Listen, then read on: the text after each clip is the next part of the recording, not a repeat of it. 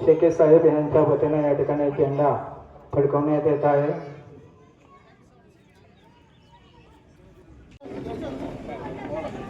टाळ्या वाजवा।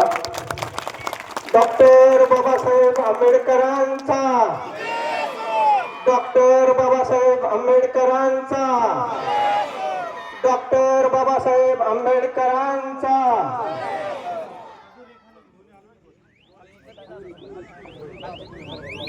पोलीस निरीक्षक आदरणीय शेके साहेब यांच्या वतीने या ठिकाणी झेंडा फडकवण्यात आलेला आहे।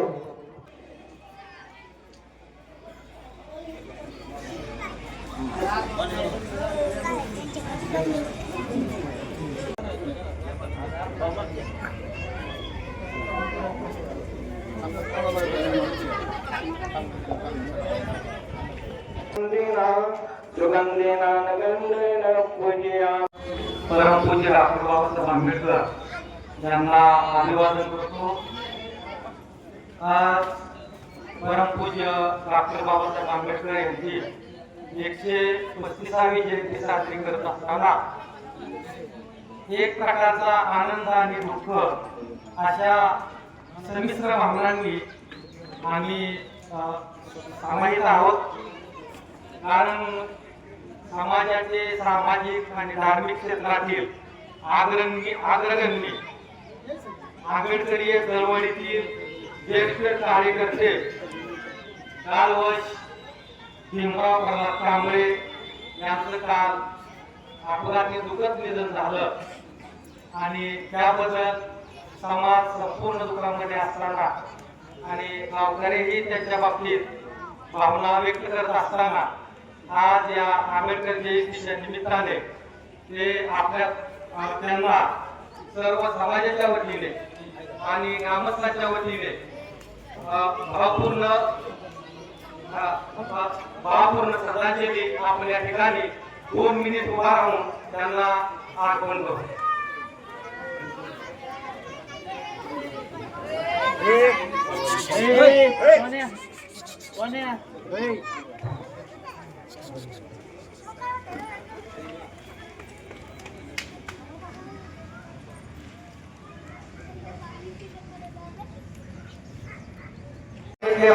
परंतु आज बाबासाहेबांची जयंती पुण्यतिथी साजरी करताना नेमकी आपण प्रेरणा काय घ्यावी याचा आपण सर्वांनी विचार केला पाहिजे। बाबासाहेबांनी आपल्याला धर्म दिलेला आहे, बाबासाहेबांनी आपल्याला पक्ष दिलेला आहे आणि आज पक्ष आणि धर्म याची काय अवस्था आहे हे सांगणे म्हणजे खूप एक कमी म्हणजे तशी परिस्थिती नाही। जर धार्मिक दृष्ट्या आणि पक्षाच्या दृष्टीने जर परिस्थिती चांगली असती तर आज अधिक या दलित समाजाचा विकास झाला असता।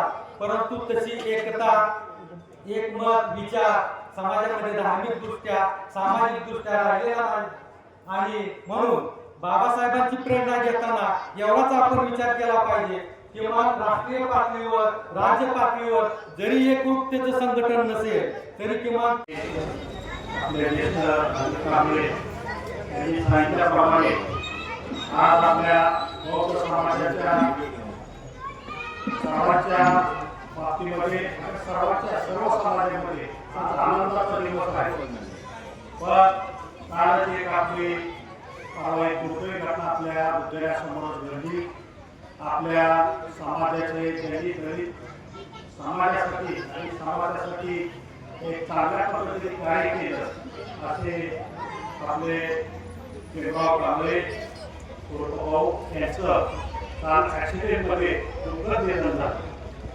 आज ह्या कार्यक्रमाला असले तर पहिल्यांदा आम्ही तुमच्या आधी बोलले की प्रत्येक क्षणाला आणि आपल्या समाजात मध्ये जी ज्येष्ठ मंडळी आहे त्यामध्ये त्यांचा समावेश होता। समाजामध्ये धार्मिक कार्य असं, समाजाचं कार्य असं, जयंती उत्सव असं, महाराष्ट्रात कुठेही समाजाचं कुठलंही कार्य असं तिथं आवर्जून आज ते जायचे, समाजाचं काम करायचे, समाजातल्या सर्व मुलांना चांगलं मार्गदर्शन करायचे। शेवटी ते व्यक्तिमत्व आज आपल्याकडे गेले तरी आपल्या भावना ग्रामस्थांच्या वतीने त्यांना भावपूर्ण श्रद्धांजली अर्पण करतो. त्यांचे चिरंजीव एक्स आहेत त्या सर्वांच्या पाठीशी आम्ही सर्वजण उभा आहोत. डॉक्टर बाबासाहेब आंबेडकरांच्या बाबतीमध्ये सांगायचं तेवढं थोडंच आहे. आज आपल्या जो आज देश चालू आहे प्रत्येक गोष्टीला आज आपण रोजच्या कामकाजामध्ये शासकीय कामकाजामध्ये कुठलंही काम करताना ज्या गोष्टी संविधानाला धरून आहे आणि त्या पद्धतीने पुढे ते काम झालं पाहिजे की कुणी संविधान दिलं तर डॉक्टर बाबासाहेब आंबेडकरांनी दिलं. आणि आज आपला बदल मला वाटतं 130 कोटीच्या वर लोकसंख्या असताना आज आपला देश एवढ्या एका संविधानाने चालतो, लोकशाही पद्धतीने चालतो. आज जगामध्ये अनेक देश आहेत त्यामध्ये सर्वात मोठी असणारी भारताची राज्यघटना आणि भारताची राज्यघटना स्वातंत्र्य, समता, बंधुत्व आणि न्याय या मूल्यांवरती आधारित असणारी मानवी हक्काचा आधार राखणारी अशा प्रकारची राज्यघटना 141 दिवसामध्ये बाबासाहेबांनी मसुदाच्या अध्यक्ष असताना पूर्ण करण्याचा जागतिक विक्रम केला. हा एक महत्वाचा भाग. बाबासाहेबांनी महाराष्ट्र शासनाने 27 ऑक्टोबर 2017 रोजी एक जी.आर. काढला. या जी.आर. काढून त्यांनी महाराष्ट्र सरकारने सांगितलं की सर्व महाराष्ट्रातल्या सर्व शाळा कॉलेजेसमध्ये 7 नोव्हेंबर हा दिवस विद्यार्थी दिन म्हणून पाळला जाईल. आज आपल्याला माहिती आहे की उत्सवाचा जयंती आपण साजरी करतो, मोठमोठे डीजे लावतो, मिरवणुका करतो, प्रकाशाचा धोत असतो, तरुणाई नाचत असते. परंतु या सर्व कार्यक्रमाला विधायक स्वरूप देणं मात्र अत्यंत महत्वाचं आहे.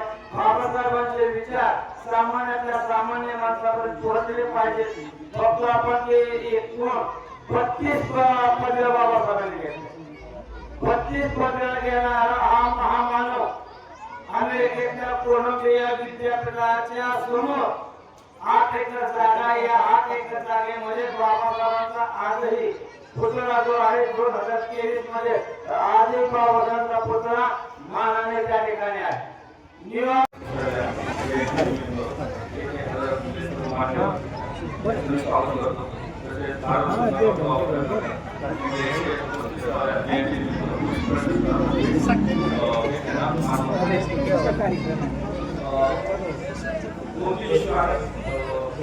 पहिला इशू आहे की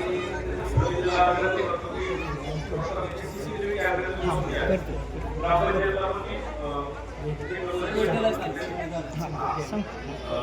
सीसीटीव्ही कॅमेरे आणि दुसरा आदिवासी आपलं जिल्हाधिकाऱ्यांना